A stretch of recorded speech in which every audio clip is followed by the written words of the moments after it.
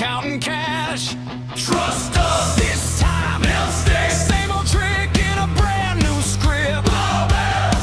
Waving papers, selling hope. Fine print line is a velvet rope.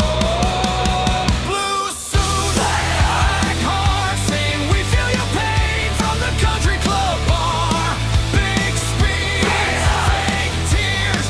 Every 4 years they remember we're here. They're saving the world on a t-shirt sign while they're sipping that vintage red on your dime. Blue suits, black hearts.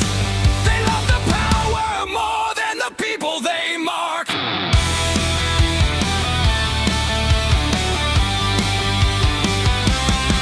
Every problem, they've got plans.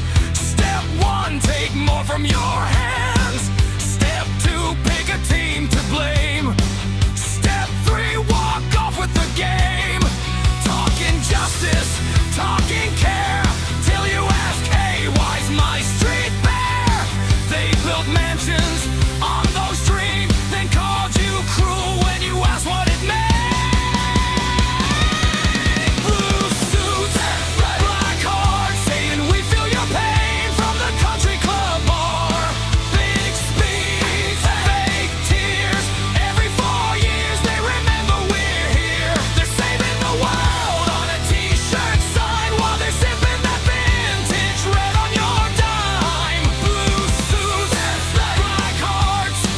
They love the power more than the people they mark. Raise your hand if you're tired of the show.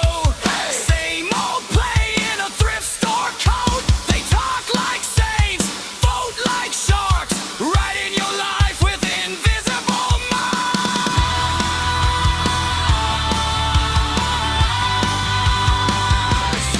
Blue suits, black hearts, saying we feel your pain from the country club bar.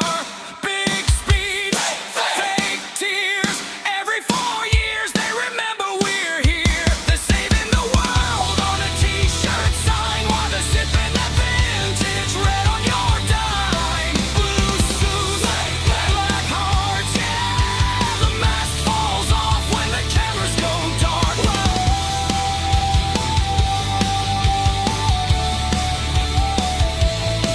Blue suits, black hearts. We're Dundee ain't props in that victory. Welcome to California Free Radio. I'm Kurt English, and I'm here tonight with our co-host Scott Piotr. Mike Netter is on assignment today and will join us again next week. And Scott will be joining us momentarily, but we have a great guest tonight, I'm here, at least for now. temporarily. But we have a great guest tonight. Brad Dacus is the founder and president of the Pacific Justice Institute. And some of you may not know of the Pacific Justice Institute, but they provide free legal services to people whose First Amendment rights are abused, their parental rights are abused, and they have a number of free resources on their website, pji.org. And during the course of our discussion of some nonsense going on in California, we want to highlight a couple of those resources. Well, welcome, Brad. Oh, it's great to be on the program. Thank you, Kurt. So let's just jump right into some substance here. There was a child taken by Child Protective Services, Shasta County, California, a girl, because the parents refused to give their girl testosterone. Yeah. So testosterone could castrate a child chemically, a girl. Right. Permanently. So, Brad, talk to us about the legalities behind those kind of cases, and talk to us about the Pacific Justice Institute's free resources about how to deal with Child Protective Services in California. Oh, you bet. This is such a tragedy that's taking place up in Shasta County, California.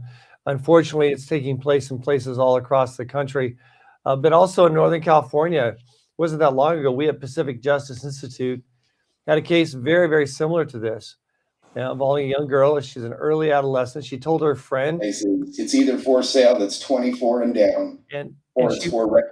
and she was in Placer County, California, near Sacramento. And as it turns out, this young girl told her friend that she thought she might be a boy, and because of obviously the crazy input being provided by the public schools that she was attending. Well, the friend told the teacher told the school counselor called the social worker. Social worker went to the family and knocked on the door and says, "Hey, are you aware that your child, your daughter, sees themselves possibly as a male?" Parents said, "Oh, yes, we are, but we're a Christian family. We have the pastor at our church. We're going to be working with her and find out what's really underlying the issue here and deal with it." And the social worker said, "No, you're not. Here's a warrant. We're taking this girl from you."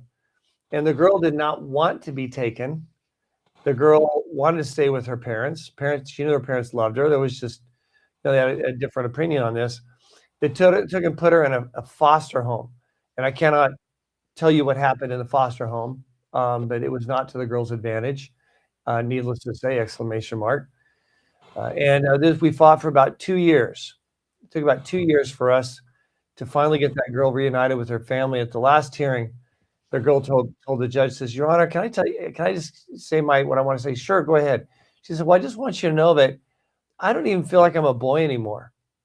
And yet the state of California, with their policies, and the psychiatrist that was working with CPS, I call him a shrink because that's what he deserves in the context of this case, we're trying to get her injected as quickly as possible. They want to get guardianship and then very quickly injections, and then they wanted to start the masochistic cutting off of body parts of this precious girl. The reality is that more than 7 out of 10 young people will, if just left alone, will no longer have that gender dysphoria condition if just simply left alone, much less getting good counseling that's positive and constructive. But our public schools across America are doing the opposite. And that's one reason why we at Pacific Justice Institute have a very, very, very valuable resource that every parent in America should get a hold of. And it's called 12 Steps to Protect Your Child from CPS, Child Protective Services. It's called different things in different states, social workers. And they can download that for free right now on our website, pji.org, pji.org. Now, Brad, in these cases, people should understand they're castrating children, either chemically or surgically. Yeah. What is the federal government doing about this? Are they prosecuting people? We've talked about a situation where there's a hospital in Texas that entered into a settlement agreement with the U.S. Department of Justice, and they're now required to provide free detransitioning services for a period of years and to stop castrating children. There was another case that you and I have talked about in New York State where someone who was castrated or attempted because a child sued either the doctor or the hospital and won a $2 million either judgment or settlement. So it looks like these people are starting to be held accountable for their crimes against children. Yeah, and you're right. That's the trend. We want to expedite that trend as much as possible and support that trend. And one way we're doing that is we have 37 offices. We at Pacific Justice Institute all across the country. We have 5 in California alone, but 37 across the country. In fact, I think that number is actually increased. I need to probably look and do some updating with that. But anyway, we want people to know that we do all our work without charge, and we're encouraging people out there. If they know of someone who has suffered because of the surgical procedure, the bad counsel they had, or the lack of really quality depth psychological counseling, or not being told the full ramifications, i.e. permanent sterilization, before having this procedure, they should contact us, because I think they have a great case. And I think we can sue these hospitals, these doctors, these psychiatrists, and bring them down to the mat where they belong. And the teachers in the public schools that are facilitating this and manipulating the children. Right. Yeah, exactly. Teachers as well. When a teacher engages in this kind of, behind the scenes grooming, if you will, of a child, into or encouraging gender confusion, they're not doing their job as a teacher. In fact, what they're doing is outside the realm of being a teacher, and therefore subjects them potentially to being sued in their personal capacity for millions of dollars.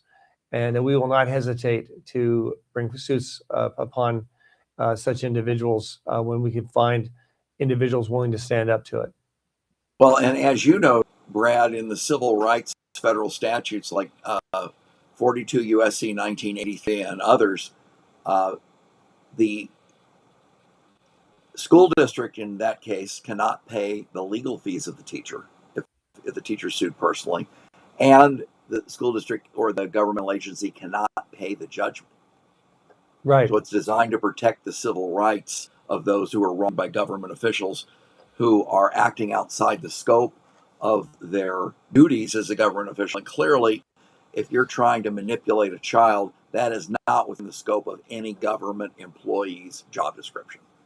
Oh, you're absolutely right. In fact, we had recently in Texas, in Marin County, or Marin School District, the superintendent did something outrageous, a number of outrageous things, and we sued on behalf of some parents, very upset parents, and we got a judgment for $7.5 million. And here's the kicker, as they say in Texas. Here's the kicker.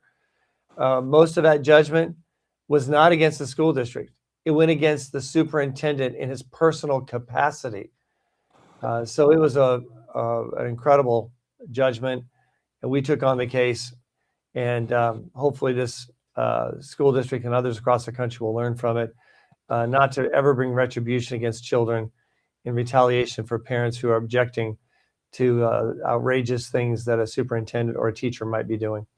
So if someone is listening and knows a family or is affected by this in their own family, does Pacific Justice Institute charge them legal fees to represent them? We don't charge them a penny, not a penny. We do our work without charge, and it is a joy to do that. That's what we're about. That's why we have over 130 cases in active litigation. We help several thousand of requests for assistance every year, and it's all without charge. And people should not hesitate to go to our website, pji.org, if they see that there's something happening that they think is unconstitutional. It's not right. Dealing with either religious freedom issues, parents' rights issues against the government, or the sanctity of human life in some capacity, or free speech. Yeah, in free speech, where people are expressing their beliefs and their convictions. Absolutely, they should not hesitate to contact us at our website, pji.org. Well, and Brad, you know this as a lawyer, I know this as a lawyer. When there's a controversy, sometimes just a letter solves the problem or the threat of litigation. What percentage of the matters where you help someone without charge are resolved before any lawsuit is filed? That's a great question. And I'm pleased to say that more than 9 out of 10 of the case matters that we get involved in to get resolved, we get them resolved without even having to file the lawsuit, which is really incredible. And part of that is the fact that we've been around since 1997. We have a very high success rate in our litigation when we sue, and we sue hard, and we put on we make the cases, and we go for the proper damages and punishment. So the other side knows that, and when they see our name on the letterhead, it really makes it a lot easier than many might suspect in getting matters resolved without actually having to file lawsuits. We have no desire, by the way, to file lawsuits. Like I said, we have over 130 lawsuits in active litigation, and a lot of those are dealing with multiple plaintiffs. So we're defending a lot of people at any given time. We don't need a lawsuit. That's what So we work hard to put our clients' interests first, which is really to get matters resolved as quickly as possible in their best interests and for justice. Well, without appearing before a judge if you don't have to. Exactly. So transitioning to another topic of transitioning, California taxpayers are now footing the bill for homeless illegal aliens in shelters to get sex change procedures, including breast implants.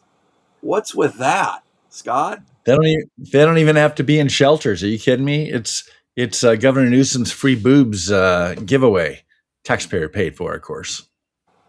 Now, Brad, talk to us about the legality of that. Are there some things that government is wasting money on and doing that are so objectionable that they could be liable for wasting funds? Or I mean, what's Well, governors and state legislatures can do foolish things with taxpayer money. They can pay for things that make absolutely no sense at all, so long as they have a rational basis to support it, which is very, very broad. They can do all kinds which, as we know as lawyers, means it's almost impossible to overturn. Exactly. So it's very difficult to challenge it. Now, if money is appropriated and approved by the legislature that is for X, but it's used for Y, then there's You an mean action. like the fraudulent daycares and hospices?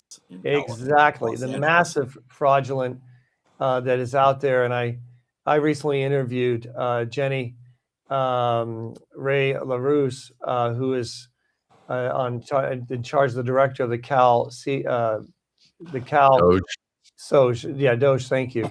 And was shocking, absolutely shocking to see what she's uncovered. And with regard to the mass of not just waste, but fraud, massive fraud, and not just the millions, but billions of dollars.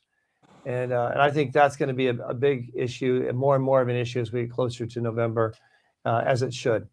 All right. Well, this will outrage you, Brad. The California State Assembly just passed AB 1876, which forces insurance to cover puberty blockers, cross-sex hormones, and surgeries for children.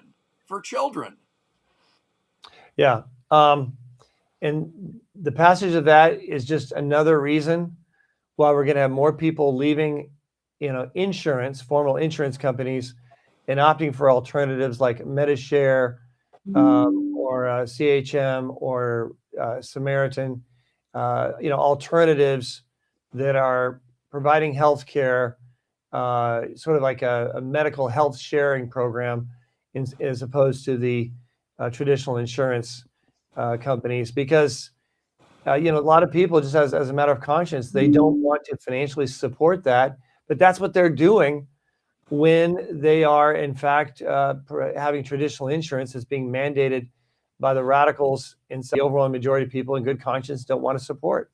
Well, but Brad, could the federal government, the Department of Justice, sue and say that you're committing crimes against children, and maybe get a federal court to enjoin all this nonsense? Well, I can say that if Congress passes a law banning this procedure with regards to minors, then it would be the supremacy clause would kick in under the Constitution, and the state would have to abide by that, irrespective of their own state statutes. And by the way, that's really not that unheard of, because we have countries like Sweden, Denmark, the UK, and others. I think even Germany and Europe, they've already banned these hideous procedures and the like with regard to minors in their countries. And these are progressive, liberal countries. So, I would not be surprised. I think that's something we should be pushing for at a federal level for Congress to pass. President Trump might try to issue an executive order that in some way would cut off funding for states that cross this line, and use that any federal funding in any capacity that supports such actions. So we'd have to wait and see, but that is one way that the president can take action, potentially even before Congress, if it's linked to federal funding in some capacity. Well, you've heard about the controversy of boys and girls sports, and just this past weekend there was a track meet with the CIF, the state championships, and a boy got faster times than a girl, although he was competing in girls sports. And it's been very controversial. The Trump administration is suing California over this, and that lawsuit is ongoing. It's in process, but California is ignoring Title IX and law, in my view. But let's talk about the legal issues here. One is, I would think that the girl who's cheated out of a championship would have damages for a potential loss of scholarship, for fraud against the organizers of the event. When it's called girls sports and you let boys compete, you're fraudulently inducing girls to compete in that event potentially. If anyone travels across state lines because of that fraud, now it's a federal issue. What do you see the legal issues here? Yeah, and I think what you articulated actually makes a lot of sense. The president has already made it very clear. He had issued an executive order in this regard, and only 2 states are not abiding by it right now, as I understand: California, and the other was Minnesota. No surprise, but the fact is they're risking getting federal funds cut off completely, and with regards to these programs and federal funding. Because of that, the good news, and here's where we have been on the offense at Pacific Justice Institute to deal with this. Not only, of course, do we offer to represent any girl in this situation without charge, but we've actually worked aggressively to get 6 states, not 1, not 2, 6 states, right from the get-go, to pass laws saying boys cannot compete in girls' sports. One of those was Idaho. Another one that we worked with was West Virginia. Many states have copied this. Well, they were sued and challenged on the grounds that they can't do this. This is discrimination against gender-confused kids. Who have they have the ability to compete in their biological sex, races, but that's beside the point. I guess that's truth. We don't have room for that. But as it turns out, these lawsuits were filed. It went to the United States Supreme Court, and many people think the Supreme Court is going to rule that states have a right to pass laws protecting girls and girls' sports. I'm going out on a ledge here, and I'm saying I think it's going to be broader than that.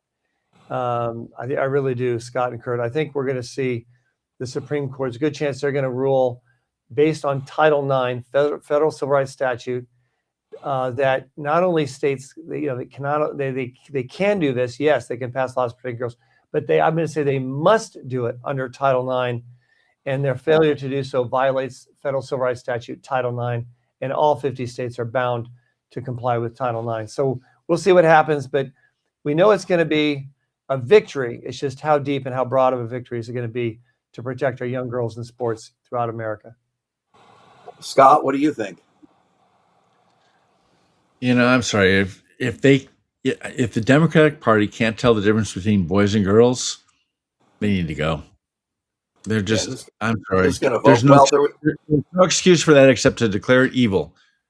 there was And, a poll today among men. Only 17% of American men have a favorable view of the Democrat Party. Wonder why. That's only because they're married to liberal women. They're henpecked. Well, here's another interesting case. The Supreme Court just ruled 9-0, conservative justices, liberal justices, in favor of free speech.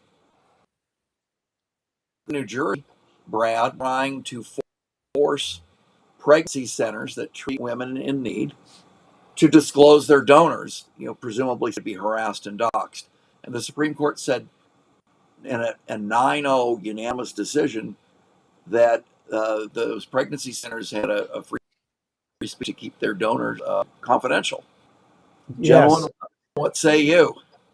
Well, I will tell you that we at Pacific Justice Institute, we're very familiar with this because we actually filed an amicus brief in support of these women's centers, these pro-life women's centers in New Jersey. And so we weighed in on this, and it's a very important case.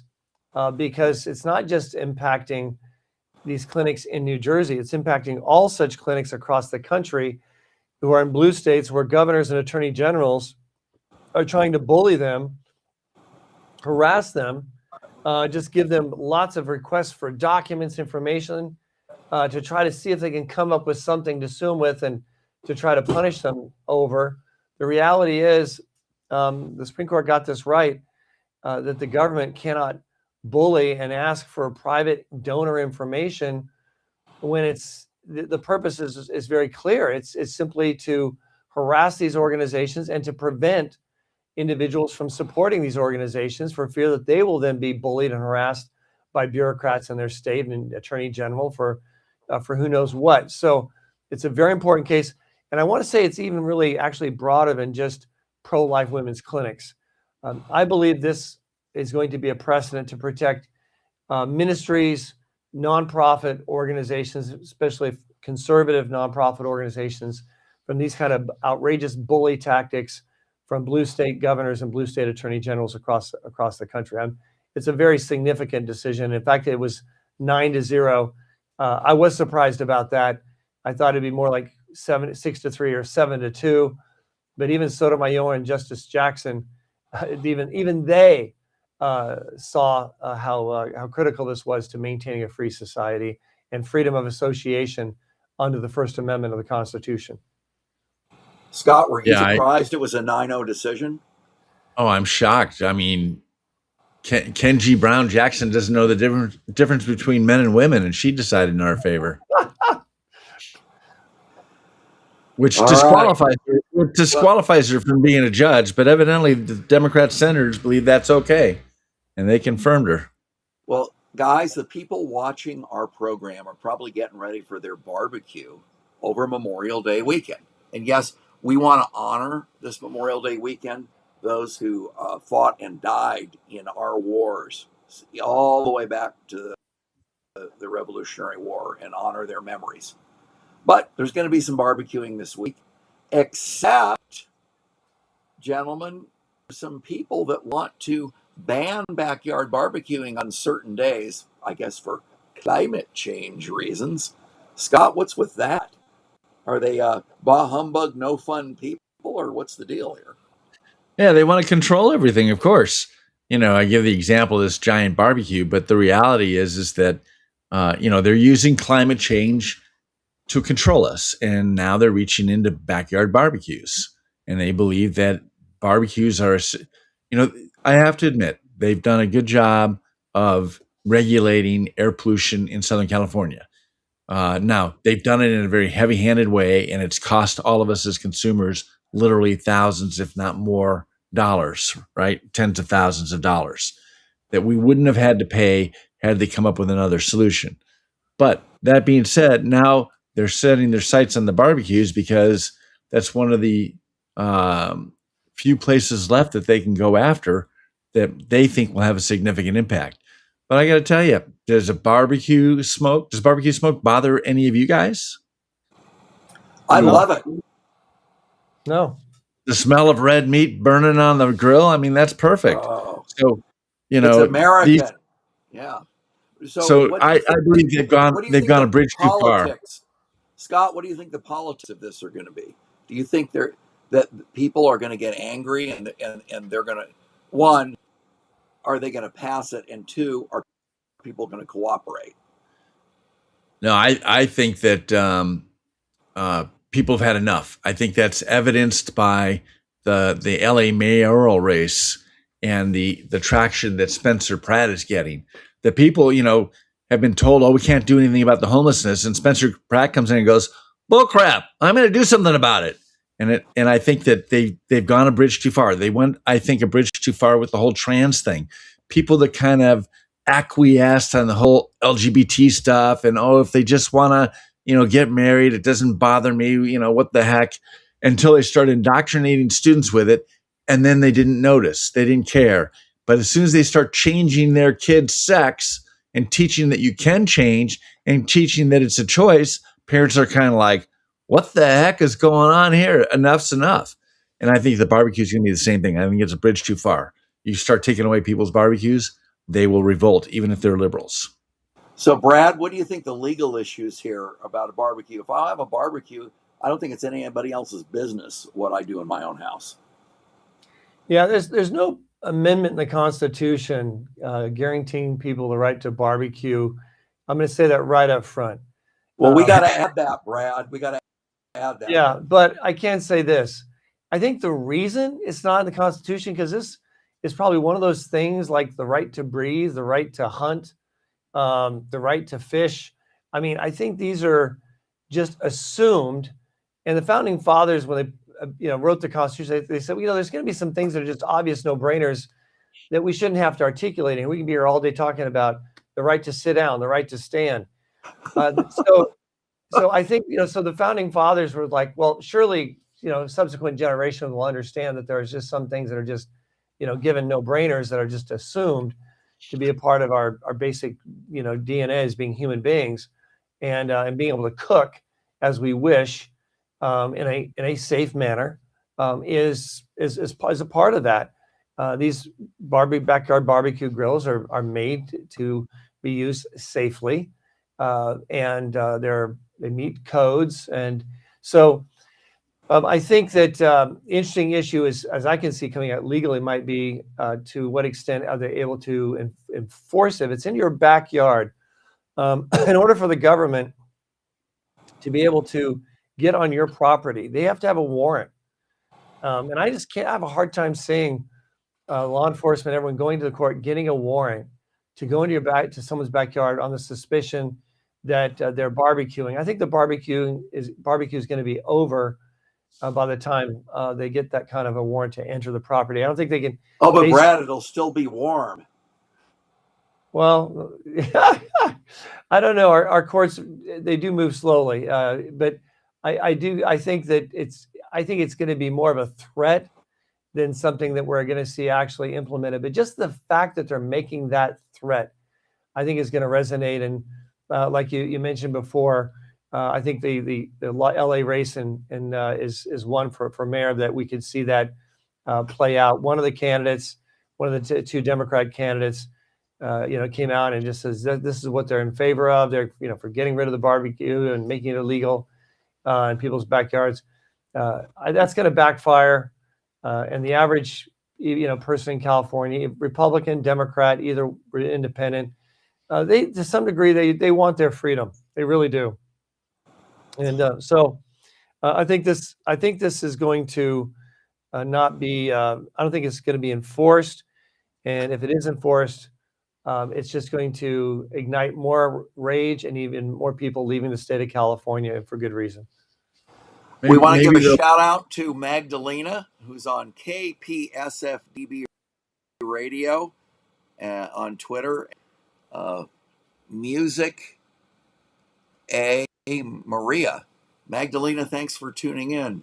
All right, there's apparently a problem. There was a fire aid concert after the Palisades fire that raised $100 million, and Congressman Kevin Kiley in California says that money was laundered to nonprofits instead of people who were supposed to get it. Scott, what are the political issues? And then Brad, what are the legal issues with that? It's like, no, may it never be. Of course, it was illegally distributed to NGOs. Part of it was that almost $4 million went into the First Partners NGO nonprofit. Who's the first partner? Who's that? Jennifer Newsom, the wife of Gavin Newsom. Oh, how convenient, Scott. Because she can't call herself a wife or the first lady of California. She's just a partner. Mrs. Newsom, her name. Or Mrs. Newsom. No, but $4 million plus supposedly has gone into her NGO. And after that was brought up, because it was on the fire aid, or I don't know, the NGO website of the governor's office, and they took her NGO off that list after a little bit of an outcry. It didn't say that she didn't get the money. They just don't show it on the list anymore. So, yeah, I think it needs to blow up. I think Jennifer Newsom needs to go to jail along with her husband, and for stealing our money. That when they did that concert, if you remember, they promised that all of the money would go directly to fire victims. And Spencer Pratt's been one of the guys that have really been working hard to uncover where did the heck the money go to? Because nobody that he knows of the 7,000 homes that burned down in the Palisades got a dime. So he's Now, been Brad, checking what it. are the legal issues here? I'm sure this is you're like shooting fish in a barrel on this one. Yeah. So entities can raise money for causes, and they can say, generally, we're raising this money to help people who need help. And this, what happened in Palisades was terrible, but we're raising money to help just people in general who need help, and like people in Palisades. They could probably get away with not putting money to the people of Palisades, because what they just said was not just the Palisades. They were very broad in general. My understanding, though, as it's been described, is what was alleged was specifically that the money raised would go to help people victimized by the Palisades fire, specifically those who had their homes burned down. And if they made that representation, and yet that money did not go there, but went somewhere else, and not just incidentally, but materially, substantially even, then those individuals who could have been beneficiaries to it, i.e. People like the gentleman who's running for mayor of Los Angeles and others, they could be able to arguably bring an action against those people for fraud. And even more importantly, you could even potentially have criminal prosecution for fraud. We are seeing just incredible prosecution from the Department of Justice, coming down and pouncing on not just waste, but outright fraud. And I think the American people are cheering it on. And J.D. Vance has that as a responsibility. I think he's going to carry through. Whether he carries it through to this particular incident, I'm not sure. But the potential is clearly there based on the principle of misrepresentation and fraud with regards to donor funds. Yeah, I hear that Bill Asali, our U.S. Attorney on the southern region here in California, said that he doesn't have enough prosecutors to prosecute all the fraud. Wow. Now he's talking about the daycare fraud, the hospice fraud, the Jennifer Newsom fraud. I mean, the fraud list just is so long. They don't have enough prosecutors. Brett, here's a really concerning issue. There was a kid going on Microsoft Chat GPT. That's an artificial intelligence program. And he was depressed or had some problem. And the artificial intelligence engine was coaching the child how to commit suicide, and even praised his noose during the course of this. And the kid committed suicide. So, Mr. Attorney, what liability does Microsoft have here? Yeah, this is, make no mistake, this is a new area of law. So, AI is new and its function is new. And the responsibility of a provider of AI with regard to this kind of information, has yet to be tested.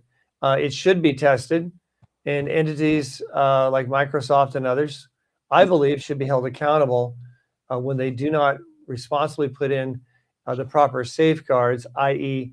AI is not to ever encourage suicide with anyone or by anyone. I think that needs to be addressed, and I think they need to be held responsible for it.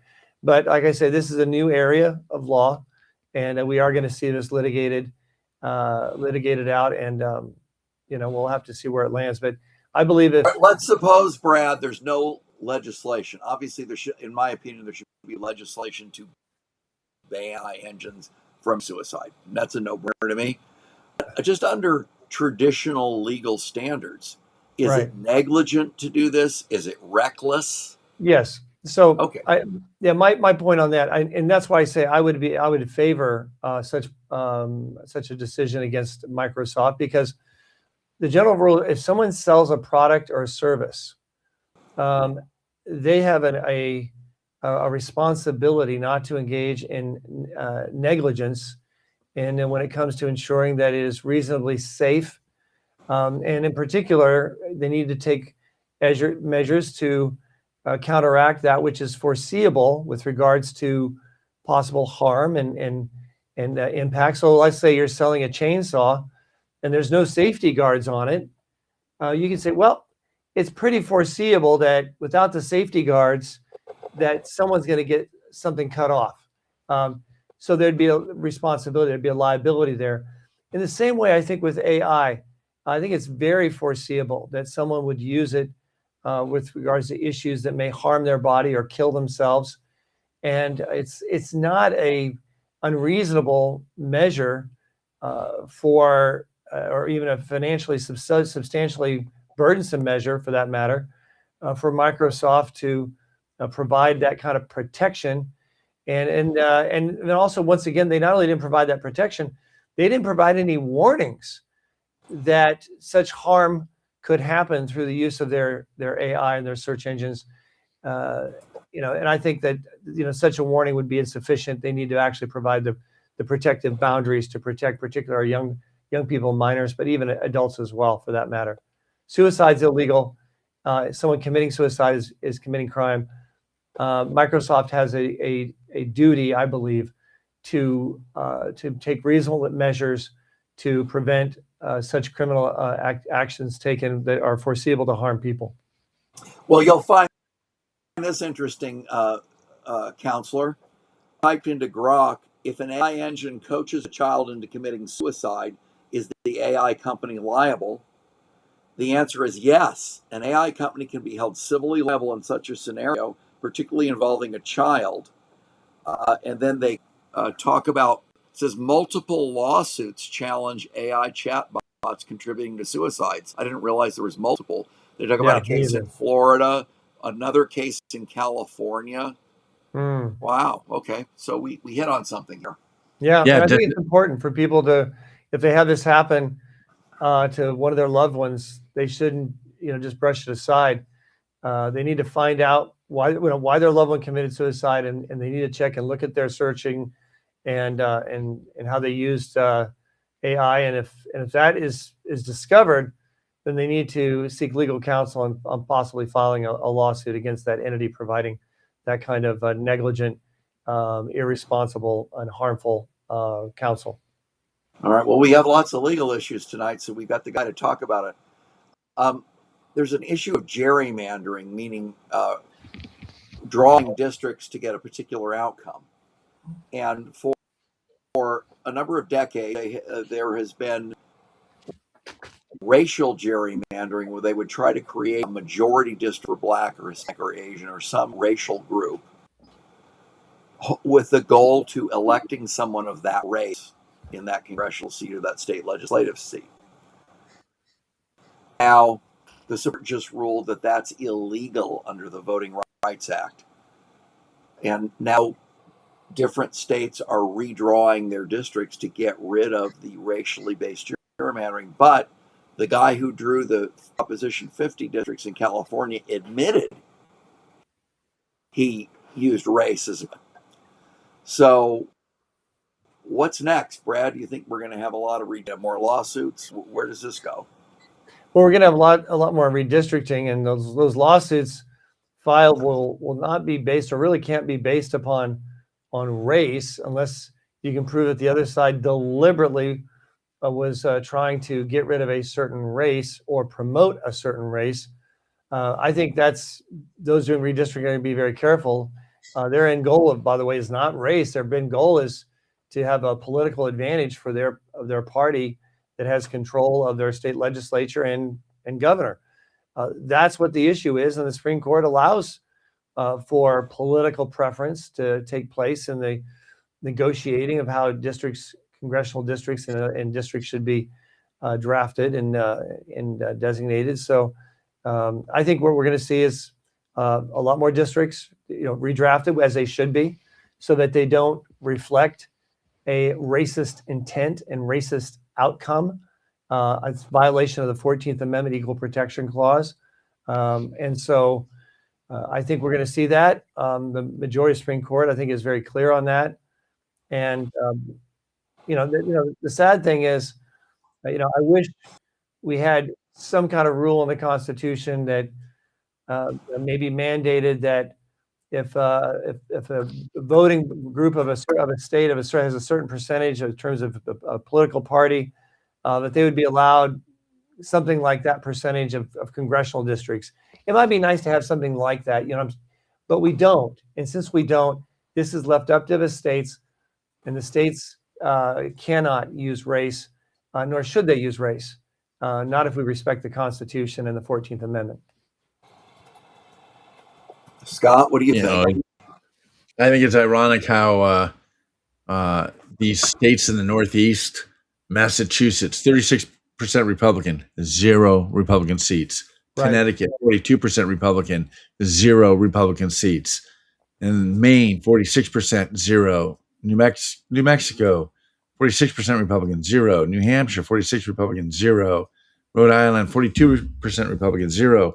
The point is that these blue states have been gerrymandering Republicans out of existence. Republicans in those states have no voice in Congress. And then they have the nerve to whine when red states do it back to them. Right. I'm sorry. I have no sympathy for these clowns. Right. Right. And I want to say, I think Scott hit on something really important. It has been happening for a long time. Those who've been the worst, statistically, irrefutably, have been the Democrats. I mean, it's not even up for negotiation. It's been, and I love those examples you gave, very blatant, outrageous gerrymandering taking place, and it's completely silencing Republicans in those states from having their voice heard in Congress if they live in those states at all. So yeah, they are the worst. And I like that picture there. It shows New England.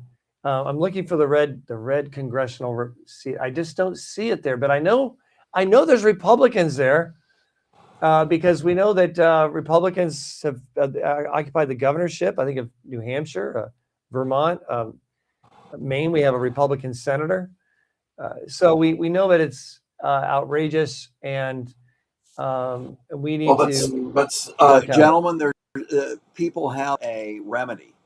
It's called moving. And they're doing that from blue states to accelerating.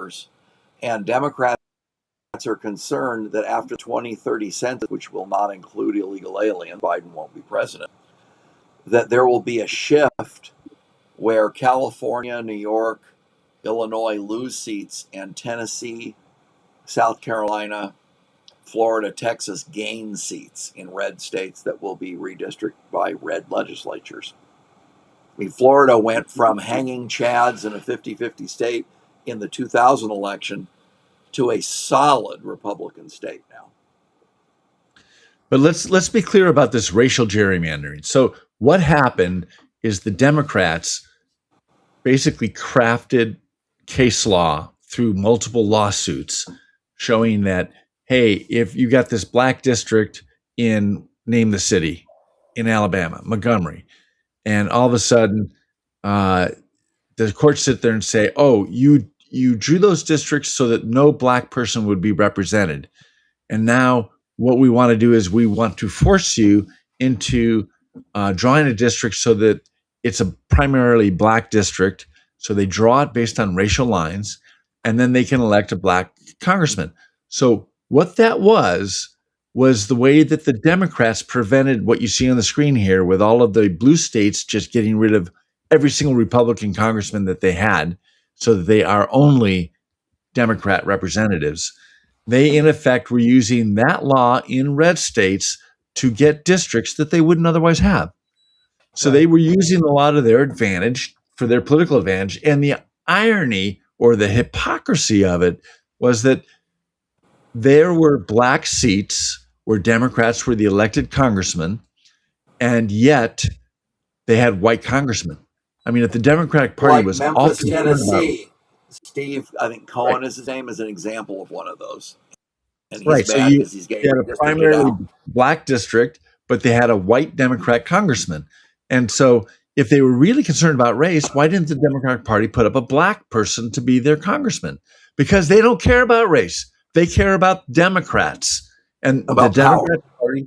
Democrat Party cares only about power because they hate America, and they don't care what it takes to get it.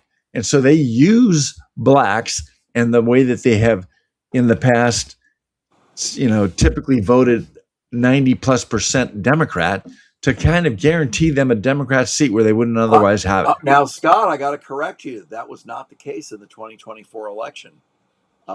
More black men voted Republican in 2024. Yeah, and Especially it's younger a black gr- men who are not and it's a growing solidly percentage. Democrat. Yeah, younger black men are And, not solidly a Democrat voting bloc anymore like they have been. look, the Democratic Party is the party of slavery.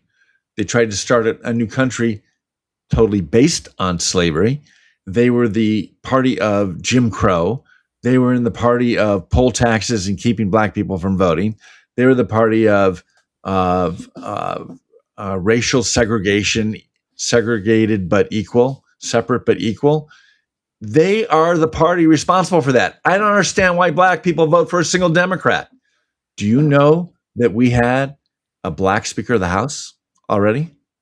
You wouldn't know that if you listened to the news, obviously. We had a black Speaker of the House, a Republican, right after the Civil War. So the Democrats can no longer claim, hey, the first black Speaker of the House.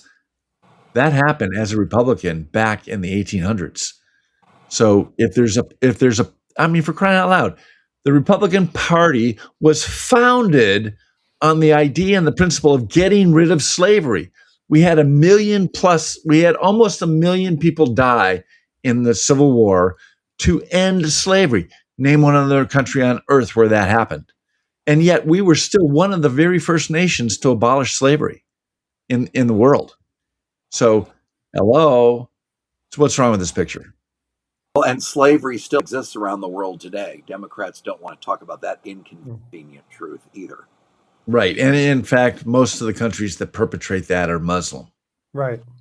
All right, Right. let's switch gears, guys. Let's talk about the rights and privileges of illegal aliens and what's legal. The city of El Cajon, California, which is kind of a border city east of San Diego, as I recall, has sued the California Attorney General over the illegal alien limitations. California tells its police departments and its jails, you can't cooperate with the federal government on immigration enforcement. And the city of El Cajon says, well, wait a minute. That we're cooperating with the law, enforcing the laws of our land.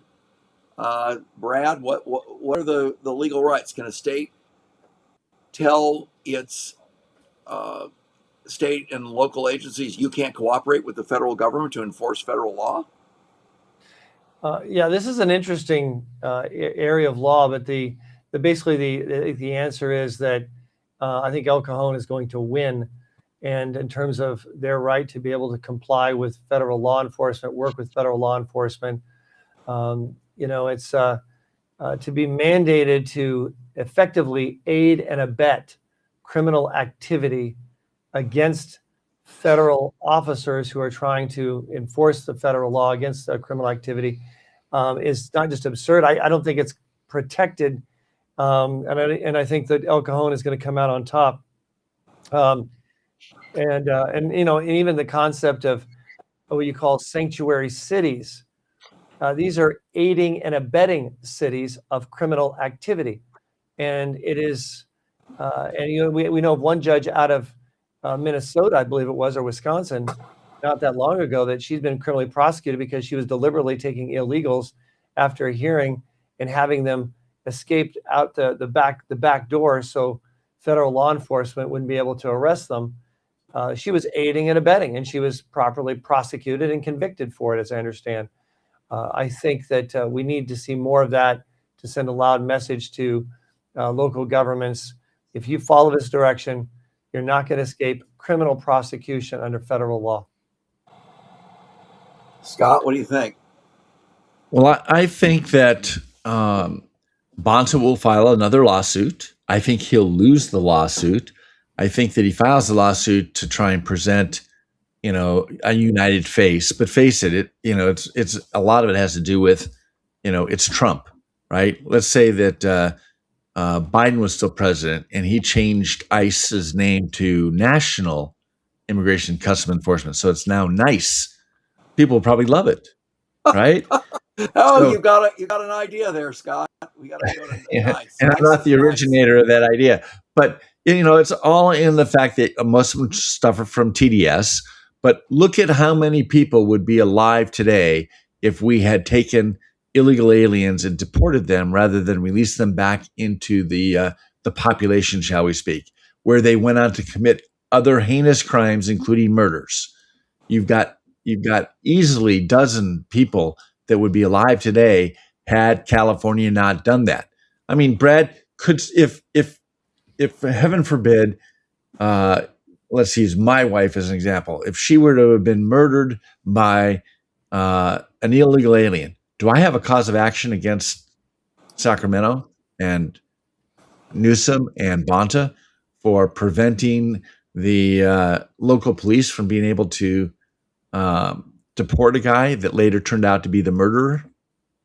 That's an interesting case. I don't know the answer to that right off the bat, but I can say that if they knowingly and willingly let someone go who they knew or had good reason to know had committed such a crime in the past, and they let this person go, or they knew this person was at risk, I think that would be an interesting case. I don't know of a case that's been able to be successful in that area before. But then again, how much in America's history do we have local governments and state governments deliberately aiding and abetting criminal activity at the total disregard for the safety and health of their local constituents?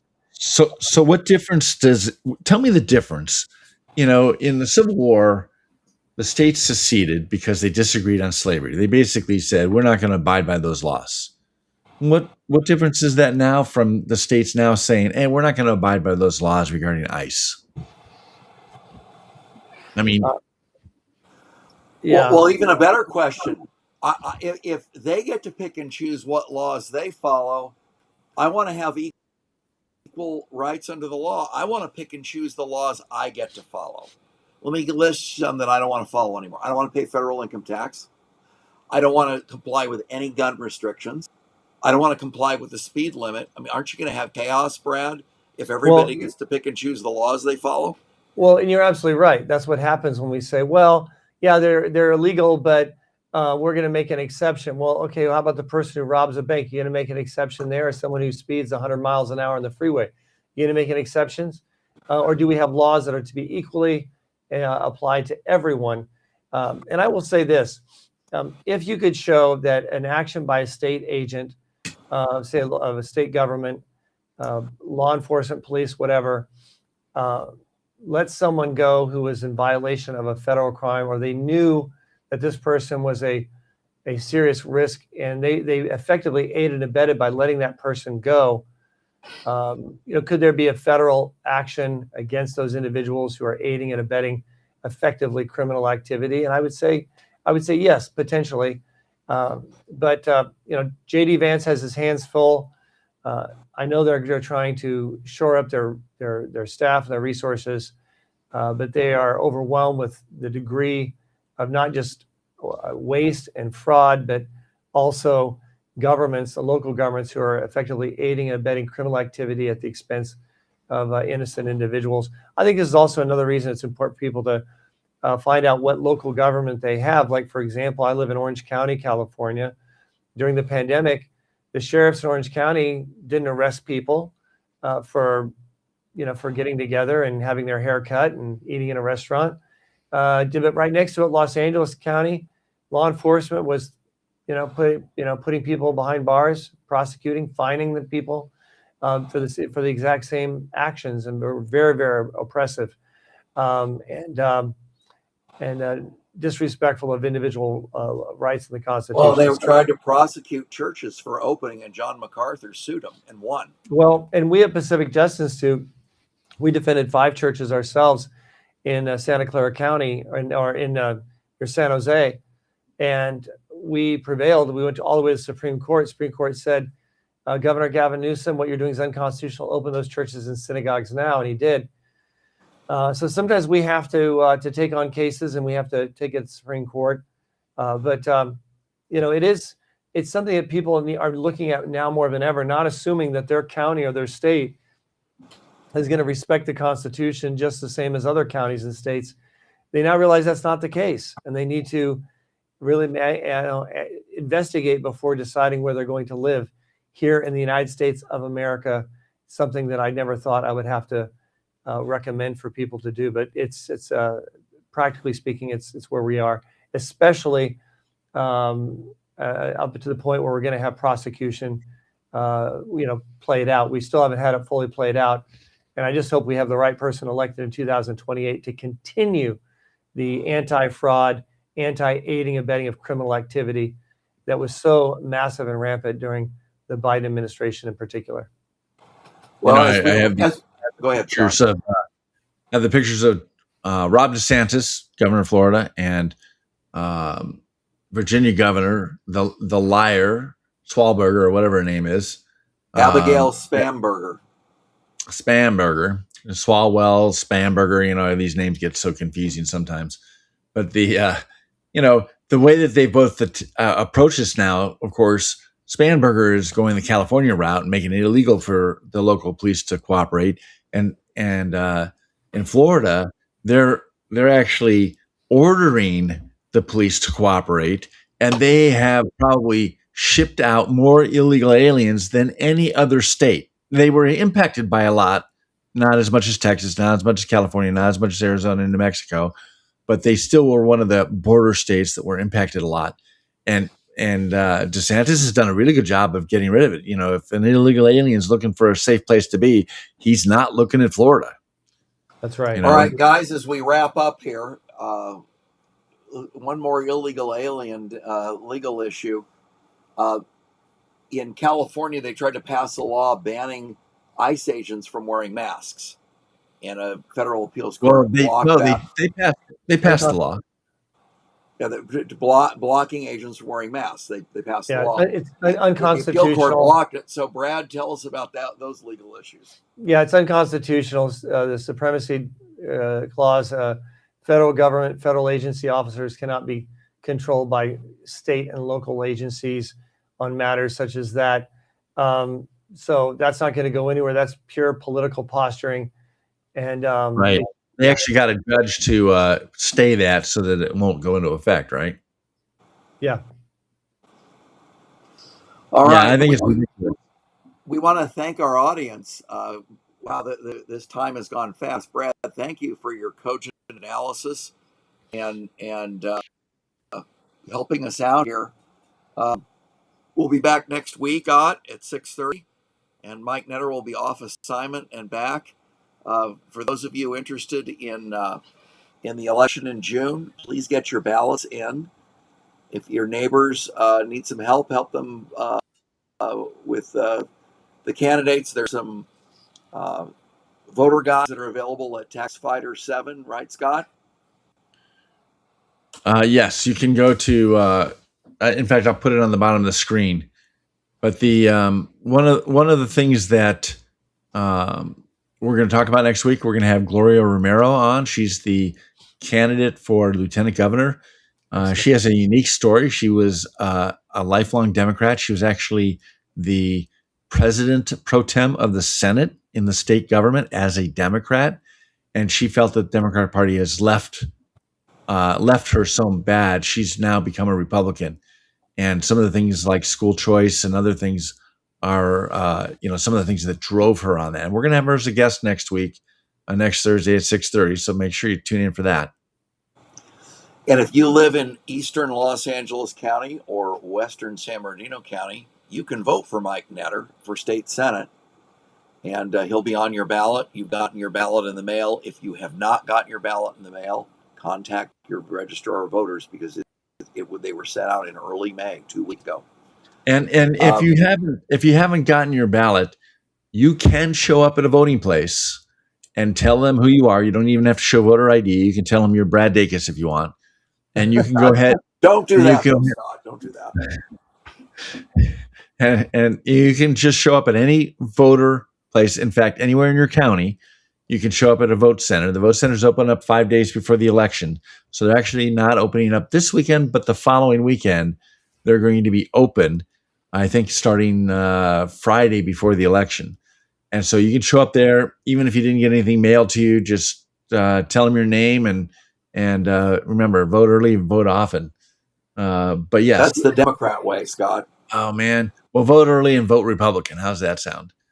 So I've got a picture of Spencer Pratt in his Airstream trailer behind me. You know, he's got a good shot. He's going to be in the top 2, and it'll be a runoff between him and Karen Bass, and it's going to be a cat fight. I think people are starting to come alive with this campaign. I think other politicians who have been kind of timid in talking and bringing about these issues are saying the heck with that, but I'm not going to be timid anymore. And I think you've got a lot of that from the old movie network. You know, I'm not going to take it anymore. And I think the voters are starting to rise up, and we can change the voters in one election. We can change who represents us. Every single member of the state assembly is up for re-election. There's 80 members. Right now, there are what, 65 Democrats, 64 Democrats. They've got a supermajority, almost 70%. I think actually it's closer to 60. But we can change that. All we have to do is throw 22 or 23 Republicans in there, and all of a sudden it's a Republican-led chamber. So we don't have to put up with this crap anymore. We can change out the dirty laundry, meaning Democrat legislators and governor and lieutenant governor and all the state offices. So get out and vote, and don't sit on your butt. You have the power to change things. All right, we'll see you next Thursday at 6:30 on California Free Radio. Good night, everybody. All right. Good night. They said trust the experts while they locked up the town. Gave us 12 more genders. Took our paychecks down. Flag on the porch. They call you extreme while they cash big checks and scream on your screen. Tear up the script like it's 1776. Hey, hey. They're allergic to bricks and sticks. All bark, blue check, big talk, no grit. We the ones they